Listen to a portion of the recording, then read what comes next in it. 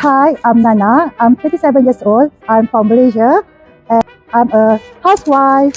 I get to know Nano swimming class from a friend of mine. She used to train with Nano, and then she said Nano is very skillful and you can learn to swim in 1 or 2 class. So I was very interested to learn from Nano. So far I took 5 lessons with Nano, consists of 10 hours of lessons. I learned a lot of things from her.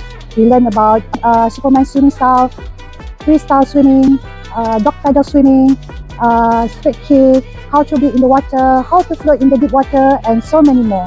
Basically, before I meet Nano, I have no idea how to swim. I cannot swim at all. I cannot float at all. I cannot breathe under the water. But after I meet her, just after 2 lessons, I can learn a lot of things. I can swim in the deep pool after just 2 lessons. I think she's very skillful swimming trainer. She has 9 whole years of experience coaching.